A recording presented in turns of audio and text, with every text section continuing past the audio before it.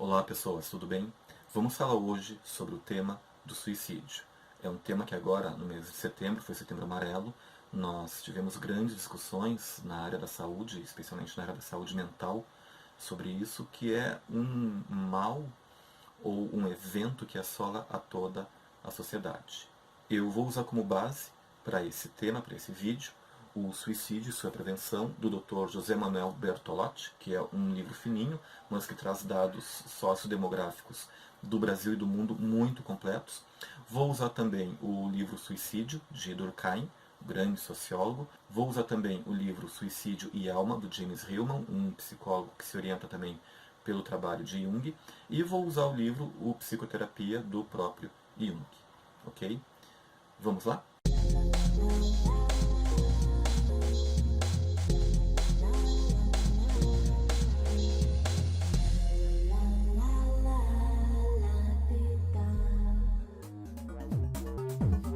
Antes disso, se inscreve no canal, deixa um like no vídeo. E, gente, olha que linda essa xícara aqui que eu ganhei de uma pessoa muito querida.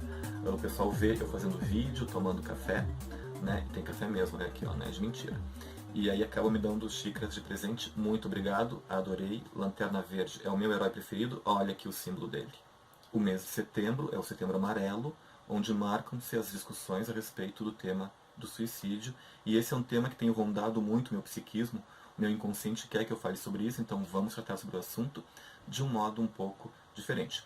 A primeira parte do vídeo eu vou falar sobre o suicídio de um modo geral. E na segunda parte eu vou falar sobre o suicídio do ponto de vista da psicologia junguiana. O Rogério Lustosa Bastos, em seu artigo científico, que eu vou disponibilizar aqui embaixo para vocês, ele fala que tem dois modos de nós analisarmos o suicídio. O primeiro deles é a análise do dado de fora, onde nós vamos ver questões sociais, genéticas, epistemológicas, psíquicas, sociodemográficas e que não leva em consideração o significado do ato, na grande maioria dos casos. O segundo modo de analisar o suicídio é a análise do lado de dentro, onde nós buscamos o significado dessa ideação ou desse ato para o sujeito. E nessa busca de significados, que é o grande foco da psicologia junguiana, nós conseguimos encontrar uma riqueza de potencialidades, uma riqueza de elementos que vão nos dar elementos para ver o que o inconsciente quer com essa ideação nesse momento, nessa fase de vida daquela pessoa. Lembrando, gente, o profissional da saúde, ele nunca deve criticar, menosprezar ou desconsiderar qualquer indicativo de uma suicidalidade, como diz o meu amigo psicólogo Giovanni Piano, um abraço, de uma ideação suicida, ou mesmo de uma tentativa de. Todo paciente, independente do que o traz ao consultório, deve ser visto com muito respeito, lembrando aqueles princípios básicos da psicologia, o acolhimento, o rapport, o respeito, o treinar a escuta, para ver tudo o que tem ali. E, quando nós tratamos do suicídio pelo lado de dentro, essas características fazem-se muito mais necessárias. Ainda mais, quando a gente olha para a temática do suicídio do lado de dentro da pessoa, nós vamos encontrar o que James Hillman, psicólogo junguiano, fala no seu livro Suicídio e Alma, as temáticas da alma. Lembrando aqui que alma nós podemos falar em psique, em inconsciente, inconsciente coletivo, self, sombra. Então alma é um termo para englobar todos esses termos que Jung trouxe para uma visão mais científica. Então, olhar pelo lado de fora muitas vezes não nos dá o significado do ato para o sujeito, nos dá apenas dados externos sociodemográficos. E olhar o tema pelo lado de dentro, do ponto de vista do sujeito, nos traz as temáticas da alma. E é nisso que eu vou me concentrar na segunda parte do vídeo. E antes de seguirmos em frente, é necessário falarmos de dois mitos que envolvem o tema suicídio. O primeiro deles diz que quem fala do suicídio nunca comete suicídio. Não, gente. Todas as pessoas que tentaram se matar ou que se mataram de fato deram sinais ao longo de semanas ou meses que iriam fazer isto, iriam tentar se matar. Todas as pessoas que tentaram suicídio deixaram algum sinal. Por isso que é importante que os pais, professores, amigos estejam atentos aos diálogos e movimentos de cada pessoa. O segundo mito: falar sobre suicídio com o paciente pode provocar um comportamento suicida. Não, gente. É justamente o contrário. Estudos científicos já demonstraram que quando o terapeuta e o seu paciente falam a respeito desse tema, se permitem dialogar a respeito do tema do suicídio ou da morte, isso reduz a ansiedade do paciente com relação a esse tema e faz com que ele se sinta compreendido e acolhido em suas dúvidas, em suas angústias.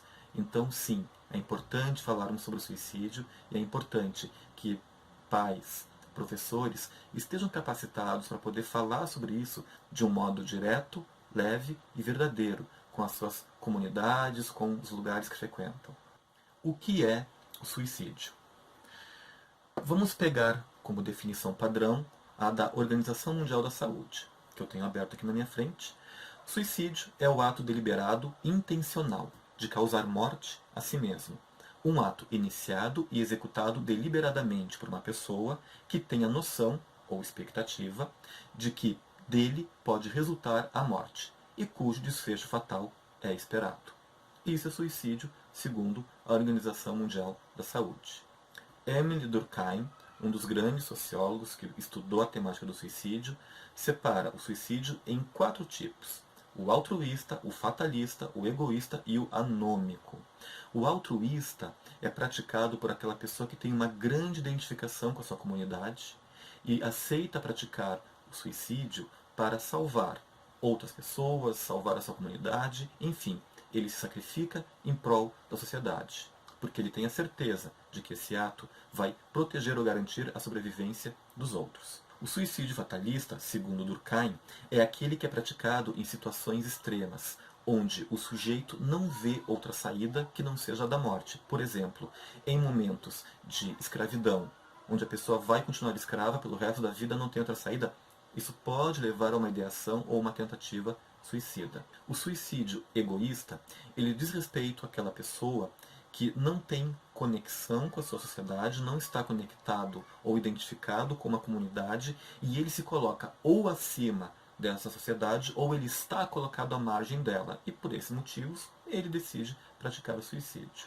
E o suicídio anômico, ele é provocado em momentos de grande desordem social. Por exemplo, uma grande catástrofe natural que deixa as pessoas desoladas e sem perspectiva alguma de melhora ou de socorro. Ou em situações de guerra civil, onde a morte, a tortura, o estupro podem se fazer presentes e a pessoa não vê outra saída que não seja praticar o suicídio. Claro, gente, que essas classificações do Durkheim nos ajudam a ter um entendimento de níveis, de causas do suicídio. Mas hoje nós sabemos que é um tema muito complexo e esses 4 fatores que o Durkheim nos traz não resolvem todo o problema. É para a gente iniciar esse estudo e essa discussão. Com relação aos dados do suicídio, aos dados tanto em território nacional quanto mundial, todos os países que são membros da Organização Mundial da Saúde têm a obrigação de comunicar à OMS os números de suicídios e de mortes de diversos modos. No entanto, quando o tema se trata de suicídio, os dados não são precisos, porque o suicídio é um tabu na sociedade e ele necessariamente esbarra em questões religiosas, econômicas. Por exemplo, muitas seguradoras de vida negam o benefício do seguro ao familiar de uma pessoa que se matou.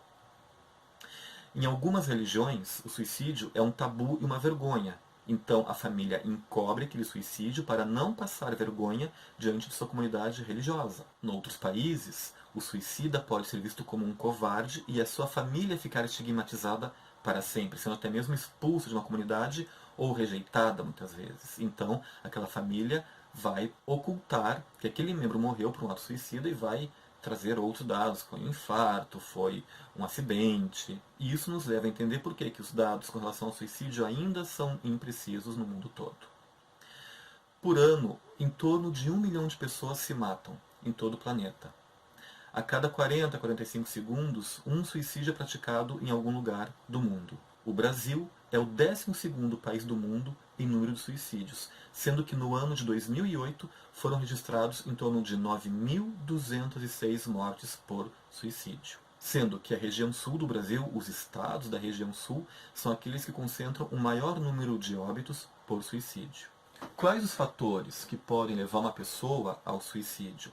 Fatores genéticos, histórico familiar, função serotonérgica, ou seja, um aumento abrupto da serotonina, características demográficas, transtornos mentais, incluindo o uso de substâncias, perfil de personalidade, abusos físico, emocional, sexual e alguns tipos de doenças incuráveis. Existem também os fatores proximais, aqueles que podem aproximar uma pessoa ou da ideação ou do ato suicida. Aí nós temos fatores como a desesperança, intoxicação por substância psicoativa, impulsividade, agressividade. E nós temos os fatores precipitantes, aqueles que podem precipitar o ato suicida, como vergonha ou humilhação pública, fracasso social, pessoal, perdas importantes, física, afetiva ou moral, e piora irreversível de algum tipo de doença. E a prevenção ao suicídio? O que pode nos proteger desse ato, desse evento? Atualmente, diversos estudos têm demonstrado como a integração numa sociedade, como o diálogo, como o acolhimento dos pares tem capacidade de proteger o nosso cérebro, a nossa saúde mental e a saúde social como um todo. Então eu tenho aqui uma lista de coisas que podem nos auxiliar na prevenção ao suicídio. Que fatores podem ser preventivos ao suicídio? Sentimento de valor pessoal, confiança em si mesmo, disposição para adquirir novos conhecimentos, habilidade em se comunicar com o outro, algo que anda tão difícil, eu saber ouvir o outro e saber falar de um modo claro aquilo que eu quero sem ter vergonha, sem estar limitado. Disposição para pedir conselhos diante de decisões importantes. Quantas vezes um ato impulsivo, impensado, nos faz, como se diz, meter os pés pelas mãos? Habilidade para se comunicar, bom relacionamento familiar, apoio da família e dos amigos em projetos pessoais. Quando nós vemos muitas vezes alguns membros da família criticando o tempo todo, diminuindo o tempo todo aquilo que para o outro é importante.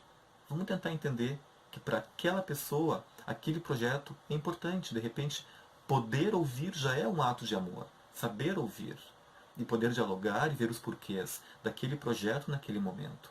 Isso é um ato de amor e é preventivo ao suicídio. Apoio dos pais em projetos pessoais de seus filhos, integração e convívio social, adesão a valores de grupos, sono regular, luz solar, atividades físicas e boa alimentação. No mês de setembro, eu e meu amigo psicólogo Giovanni Piano demos uma palestra na Câmara de Vereadores de Capão da Canoa a convite da OAB, subseção daquela cidade. Muito obrigado pelo convite.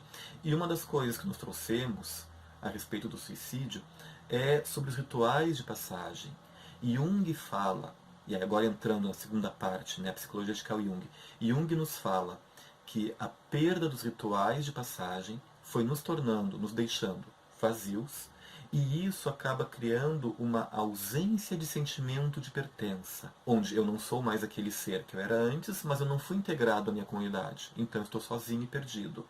Essa falta de integração à comunidade, essa falta de comprometimento com a sociedade, até mesmo com a família, é um dos fatores que pode levar e tem levado alguns jovens à ideação suicida. O que seriam rituais de passagem hoje na nossa sociedade? O pai levar o filho para um jogo de futebol com os amigos no seu próprio bairro, na sua cidade, né? Grupos de jovens que tocam música na sua comunidade religiosa, isso é integrativo, isso é saudável.